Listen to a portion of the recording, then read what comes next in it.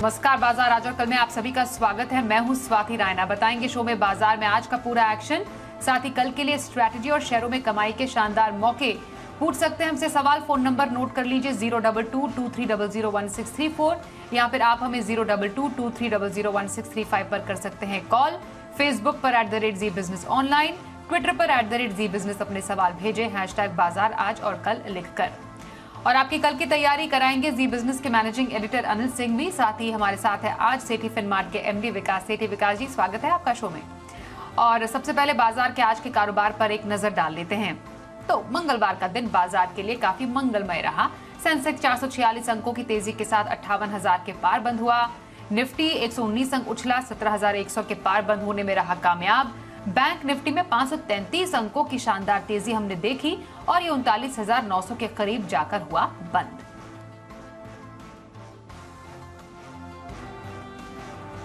और जी बिजनेस के managing editor Anil Singh भी से समझते हैं कि आज की तेजी में कितना दम है और ये कितनी टिकाऊ है। हफ्ते के दूसरे दिन भारतीय बाजारों ने मूड माहौल बदलकर शानदार तेजी की है आज, और तेजी भी जमकर हुई है। हालांकि शुरुआत उतनी मजबूती के साथ नहीं थी, हल्की मजबूती के साथ हम खुले और संकेत मिले हमें अमेरिकी बाजारों से, जहां कल 450 अंकों की दमदार उछाल डाउ फ्यूचर्स में देखने को मिली। पहली बात। दूसरी बात, रूस और चीन के बीच में टॉप लेवल पर जो बातचीत चल रही है उससे भी बाजार का मूड माहौल थोड़ा ठीक रहा। और तीसरी बात, किसी तरह की कोई खराब खबर आती नहीं दिखी और डाउ फ्यूचर्स, चौथी बात, एकदम शांत ट्रेड करते हुए दिखे। पांचवी बात यह भी कि एशियाई बाजारों में कल की अमेरिका की तेजी पर भरोसा भी था, यानी कि सारे एशियाई बाजार हरे निशान में थे। इन सब के चलते भारतीय बाजार हल्की तेजी के साथ खुले और उसके बाद धीरे धीरे ऊपर बढ़त बनाने में कामयाब रहे। पूरे दिन भर सीमित दायरे में ट्रेड करते रहे, लेकिन आखिरी 1.5 घंटे में आने से पहले 17,100 को पार करके निफ्टी बिल्कुल उसके करीब बंद होते हुए नजर आया। 100 पॉइंट से ज्यादा की अच्छी मजबूत तेजी आज निफ्टी में देखने को मिली, लेकिन बैंक निफ्टी उससे कहीं बेहतर था। लंबे समय बाद 39,600 के ऊपर ही नहीं बल्कि 39,900 के बेहद करीब जाकर बैंक निफ्टी बंद होता हुआ दिखा। तो 500 अंकों से ज्यादा का बड़ा और दमदार उछाल बैंकिंग शेयरों में दिखा और पूरी की पूरी लीडरशिप बैंकिंग शेयरों में आती दिखी। ठीक वैसे ही जैसा कल अमेरिका में जो तेजी का माहौल बना उसमें बैंकिंग शेयरों का योगदान ज्यादा था, और वो इसलिए कि किसी तरह की कोई खराब खबर और अमेरिका में बैंकिंग सेक्टर को लेकर आती नहीं दिखी। आज रात से अमेरिका में 2 दिनों की फेड की बैठक भी शुरू हो रही है। उससे पहले थोड़ी सी स्टेबिलिटी के संकेत जो आते दिखे, उससे ग्लोबल मार्केट्स का और हमारे बाजारों का मूड थोड़ा बेहतर होता दिखा। और दिन के दौरान जैसे जैसे डाउ फ्यूचर्स थोड़ी और मजबूती बनाते गए, भारतीय बाजार भी अच्छी मजबूती बनाकर दिन की ऊंचाइयों के करीब जाकर बंद होने में कामयाब रहे। आज के सेशन में एक अच्छी बात जो थी वो ये कि कल सबसे बड़ी समस्या ये थी कि बढ़िया क्वालिटी के blue chips, large cap stocks तेजी से टूटते हुए दिखे, और जिससे इन्वेस्टर्स का कॉन्फिडेंस थोड़ा हिल गया। अरे इतने बढ़िया शेयर कैसे गिर रहे हैं। लेकिन आज के सेशन में रिकवरी की लीडरशिप भी वहीं से आती दिखी। निफ्टी के दिग्गज शेयरों ने बताया कि उनमें क्वालिटी है, बढ़ने की ताकत है, और वहां से जो जोश आया, चाहे वो बैंक्स हो, रिलायंस हो या फिर दूसरे शेयर, जिससे बाजार आज दिन भर मजबूत रहे। आइए अब विकास सेठी जी के पास चलते हैं। विकास जी, कैसा लगा आपको आज का बाजार? कल की गिरावट और आज अच्छी हरियाली बाजार में दिखी, और अब फेड की बैठक और होगा ऐलान कि क्या इस बार फेड लेता है फैसला। कैसा रिएक्ट करने की उम्मीद आपको लग रहा है बाजार करेगा?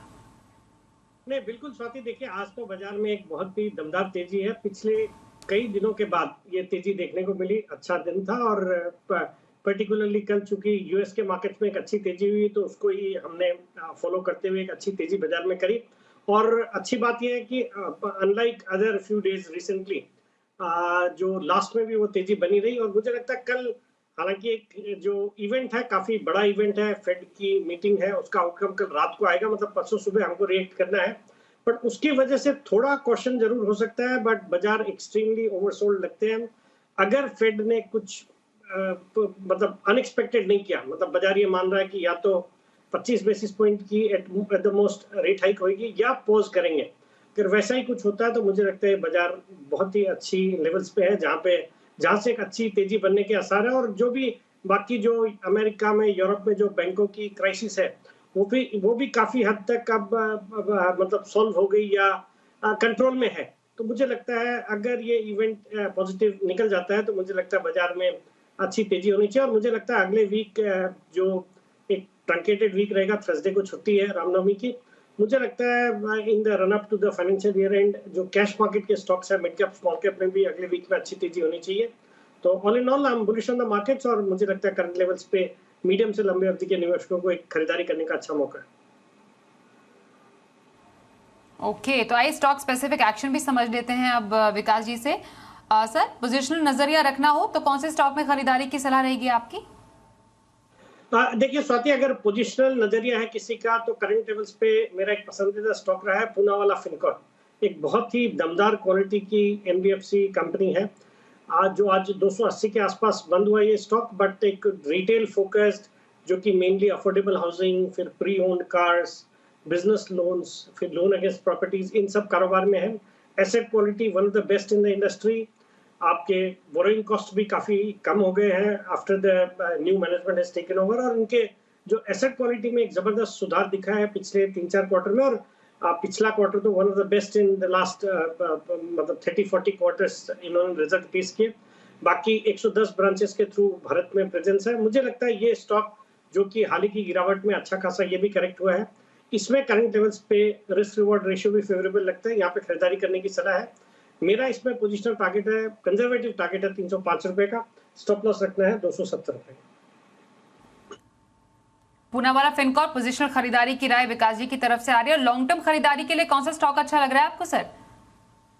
स्वाति, लॉन्ग टर्म के लिए मुझे लगता है करंट लेवल्स पे जमुना ऑटो में खरीदारी की जा सकती है। 101 रुपए के आसपास ये बंद हुआ। ये कंपनी एक मार्केट लीडर है ऑटो सस्पेंशन सॉल्यूशंस प्रोवाइड करने में। कंपनी लीफ और पैराबोलिक स्प्रिंग्स बनाती है जो कि जितने भी मेजर कमर्शियल व्हीकल मैन्युफैक्चरर्स हैं उनको कैटर करती है। सॉलिड फंडामेंटल्स है। दिसंबर तिमाही भी बहुत अच्छी थी। 41 करोड़ का पैट रिपोर्ट किया जो पिछले साल 37 करोड़ का पैट था। रिटर्न ऑन इक्विटी है कंपनी के around 20%, return on capital employed है 27%। एफआईएस भी अच्छी खासी 20% की हिस्सेदारी रखते हैं, जिसमें काफी नामी गिरामी फंड्स है जैसे आईसीआईसीआई प्रू है, एलएनटी है, इन्वेस्को है, ये सब इन्वेस्टेड है। मुझे लगता है ये स्टॉक यहाँ से बहुत अच्छा कर सकता है।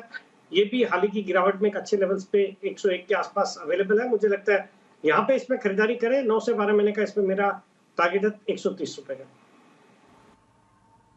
जमुना ऑटो लॉन्ग टर्म की खरीदारी का स्टॉक, विकास जी की राय। आइए अब कुछ दर्शकों से जानते हैं उनके सवाल। मुंबई से मधुकर जोशी हमारे साथ हैं। नमस्कार, बताइए कौन से स्टॉक पे सवाल है आपका? ये फोर्स मोटर्स है मेरे पास 200, और उसमें मेरे को लॉस हो रहा है करीब 25% क्या खरीदे?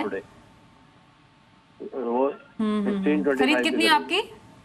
200 है, 200 मेरे 1625। ओके, 1625। कब तक रखने का व्यू है आपका? Almost 1 year.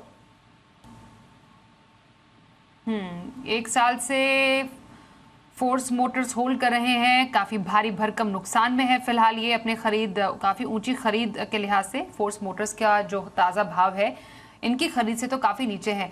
क्या लगता है सर, इस पर्टिकुलर स्टॉक में नुकसान तो काफी ज्यादा उठा रहे हैं फिलहाल फोर्स मोटर्स में, ये करना क्या चाहिए अभी इस स्पेस में? देखिए स्वाति, इस स्टॉक में मुझे लगता है निवेशक को बिल्कुल निकलना चाहिए, लॉस अपना बुक करना चाहिए। हालांकि लॉस बड़ा है, काफी गिरा हुआ है इनके प्राइस से, इनके कॉस्ट प्राइस से, बट मुझे लगता है इसको बेच के अगर वो इसी इन्वेस्टमेंट को टाटा मोटर्स में अगर शिफ्ट करेंगे, स्विच करेंगे, तो वो एक बेटर ऑप्शन होगा। Because I think Tata Motors look set for a big upside from here. एक अच्छी क्वालिटी की कंपनी, और मुझे लगता है टाटा मोटर्स में अगर निवेश करेंगे तो इनके जो नुकसान है उसकी भरपाई भी जल्दी हो सकती है और कंपैरेटिवली बेटर रिटर्न्स मिलेंगे। ओके, तो फोर्स मोटर से निकलकर टाटा मोटर्स में आप खरीदारी कर सकते हैं। नुकसान की भरपाई करने का यहाँ पर आपको अच्छा मौका मिल सकता है। मथुरा से आरपी शर्मा साहब हमारे साथ हैं। नमस्कार, बताइए कौन से स्टॉक पर सवाल है आपका? ये बिरला सॉफ्ट है 100 शेयर 340 के रेट में खरीद। 100 शेयर 340 की खरीद, कब तक रखने का आपका इरादा है? 1 ईयर। 1 साल का नजरिया बिरला सॉफ्ट पर सर रख रहे हैं ये। फिलहाल खरीद तो ऊंची है इनकी, नुकसान भी झेल रहे हैं। 1 साल में बिरला सॉफ्ट टेक में आपको क्या संभावनाएं नजर आ रही है? देखिए स्वाति, वैसे स्टॉक फंडामेंटली अच्छा स्टॉक है, अच्छी क्वालिटी का स्टॉक है, बट बाजार में जो गिरावट आई है उसमें मिड कैप आईटी स्टॉक्स में भी अच्छी खासी गिरावट आई है, और उस कारण से इस स्टॉक में भी अच्छी गिरावट आई है। बट मुझे लगता है करंट लेवल्स पे बिल्कुल होल्ड करें। चूंकि इनका नजरिया साल भर का है, तो साल भर में मुझे लगता है यहाँ से तो अच्छे अपसाइड आएंगे। वेदर इनके भाव आएंगे नहीं आएंगे वो नहीं बोला जा सकता, बट मुझे लगता है 300-310 तक के लेवल्स डेफिनेटली आ सकते हैं। तो यहाँ पे तो होल्ड करने की सलाह। होल्ड कर ले बिरला सॉफ्ट टेक में, यही राय विकास जी की तरफ से आपके लिए। जोधपुर से नवरंग बिश्नोई साहब हमारे साथ हैं। नमस्कार, बताइए कौन सा स्टॉक है आपके पास? मैम GIC आ रही है 156 पे 2200, 6 मंथ का व्यू है। 6 मंथ का व्यू GIC आरी में इनका है। इनफैक्ट इनको तो नुकसान है, लेकिन तमाम इंश्योरेंस स्पेस में आज हमने तगड़ी खरीदारी देखी और GIC उसमें से एक स्टॉक रहा जिसमें लगभग 1 से 2.5% तक की मजबूती हमने आज देखी है सर। फिलहाल अभी इनकी खरीद के हिसाब से आपको क्या लग रहा है GIC में इन्हें क्या करना चाहिए?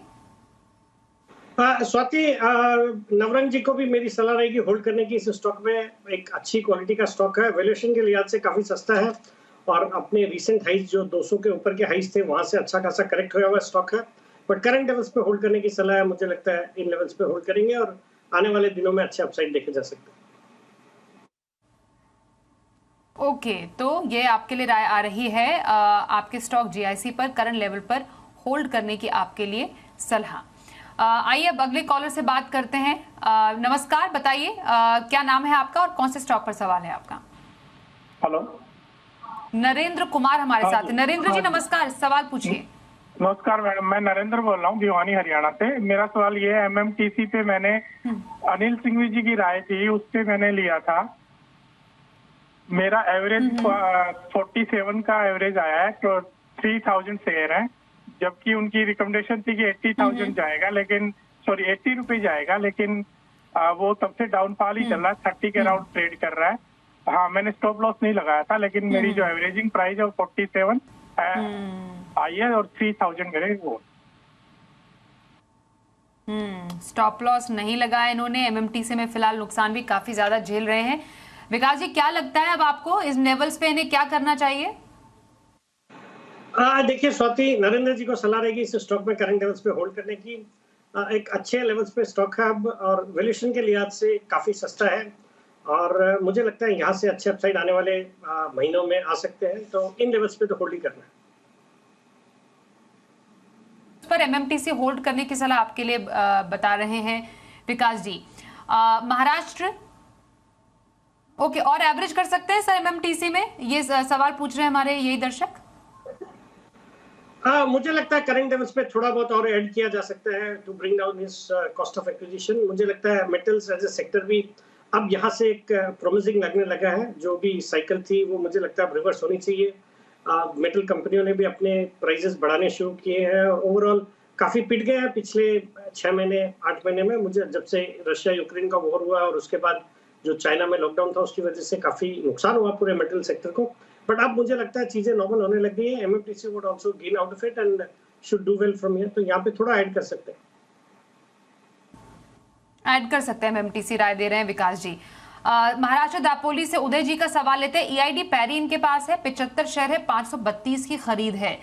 EID पैरी में सर फिलहाल इनकी करंट खरीद के हिसाब से आपको क्या लग रहा है, इन्हें क्या फिलहाल करना चाहिए? नुकसान की भरपाई आने वाले टाइम में कर सकते हैं क्या? नहीं, बिल्कुल स्वाति, बहुत ही अच्छी क्वालिटी का स्टॉक इन्होंने खरीदा है। हालांकि थोड़ा ऊंचा लिया है या बाजार में जो गिरावट आई उसके कारण स्टॉक में गिरावट आई है और ये थोड़े नुकसान पे बैठे हैं। बट अगर लंबी अवधि के लिए लिया है तो कुछ भी घबराने की जरूरत नहीं है। स्टॉक पे मैं बुलिश हूँ। एक शुगर और एथेनॉल का प्ले तो है ही है, बट इसके अलावा भी ये कोरोमंडल इंटरनेशनल में करीबन 55-56% स्टेक ओन करती है कंपनी, जिसकी मार्केट वैल्यू इसकी मार्केट कैप से दोगुना है। तो बहुत ही सस्ते वैल्यूएशन पे करंट लेवल्स पे स्टॉक ट्रेड करता है। तो मुझे लगता है लंबी अवधि में यहाँ से बहुत अच्छा करेगा। तो होल्ड करने की सलाह रहेगी करंट लेवल्स पे। ओके, लंबी अवधि में EID पैरी में होल्ड करने की सलाह आपके लिए आ रही है। व्हाट्सएप पर सवाल है, कानपुर से राजेश सिंह का लेते हैं। UTI AMC पर इनका सवाल है, 125 शेयर है, 635 की खरीद पर। UTI AMC पर जानना चाह रहे हैं फिलहाल इस खरीद के हिसाब से इन्हें क्या स्ट्रैटेजी रखनी चाहिए, बने रहे या फिर इस स्टॉक से निकल जाए? हालांकि मुनाफा इन्हें अच्छा है।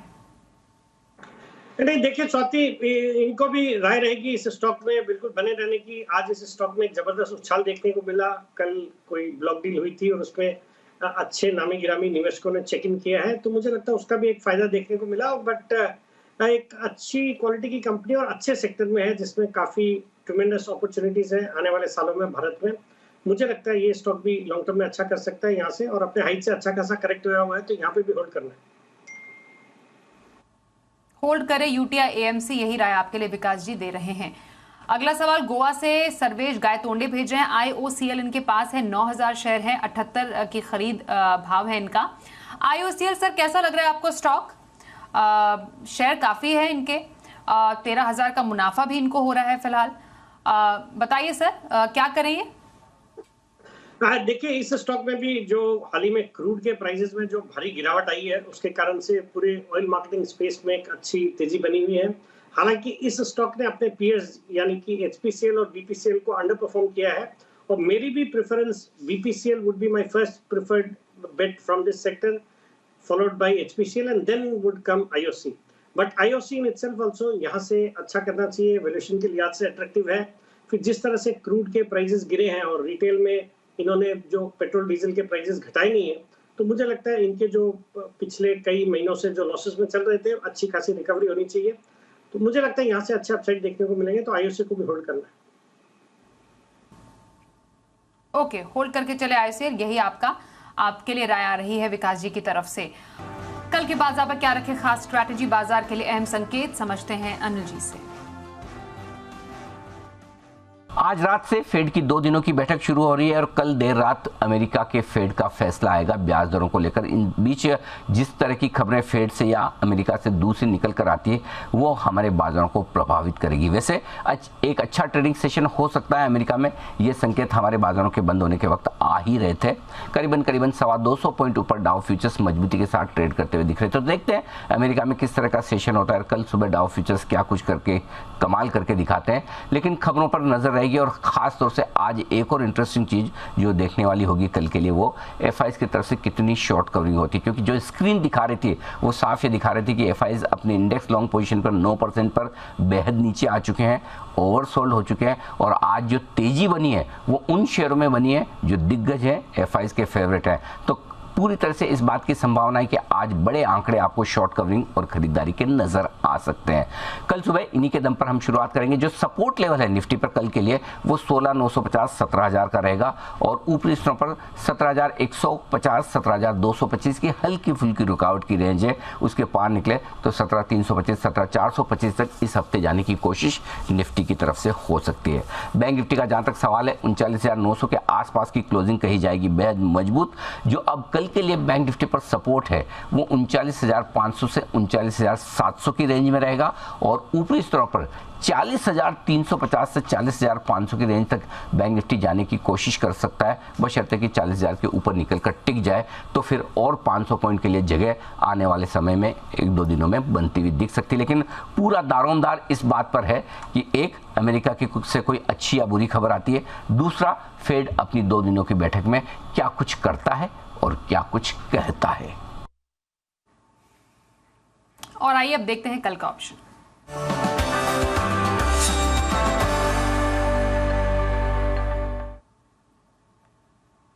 कल के ऑप्शन स्ट्रैटेजी के लिए एक्सिस सिक्योरिटीज के राजेश पालवी हमारे साथ हैं। राजेश जी स्वागत करते हैं आपका शो में। कल के बाजार में कहां मौके नजर आ रहे हैं आपको?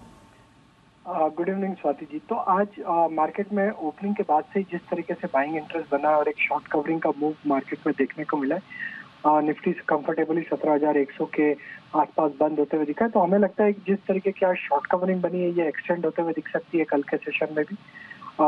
काफी स्ट्रॉन्ग पुट बेस बना है 16,900 के आसपास। ऑलमोस्ट 3 से 4 दिन तक निफ्टी ने उसके ऊपर ही क्लोज दिया है, और वहाँ पे पुट एडिशन जो बने हैं वो क्लियरली दिखाते हैं कि मार्च सीरीज की एक्सपायरी के लिए 16,900 एक इम्पॉर्टेंट सपोर्ट जैसा काम करते हुए दिखना चाहिए। और हमें लगता है कि यहाँ से शॉर्ट कवरिंग का मूव एक्सटेंड होगा, तो यहाँ पे 17,150 की कॉल को हम बाय करने की सलाह देंगे, जो कि आज क्लोज हुआ है करीब 71 के आसपास। इसमें स्टॉप लॉस सजेस्ट करेंगे 35 का, और टारगेट एक्सपेक्ट कर रहे हैं इसमें करीब 110 के। तो निफ्टी में तेजी का ही व्यू है यहाँ से, और 17,150 के कॉल ऑप्शन से बाय करके यहाँ पे तेजी की जा सकती है। स्टॉक स्पेसिफिक बात करें तो हमें लगता है कैपिटल गुड्स सेक्टर में एबीबी पे फोकस किया जा सकता है। एबीबी में काफी अच्छी बाइंग आज के सेशन में बनी है, जिस तरीके से यहाँ पे स्टॉक का आज का क्लोज 3400 के ऊपर हुआ है, हमें लगता है ये मोमेंटम एक्सटेंड होते हुए 3550 की तरफ बढ़ते हुए दिख सकता है।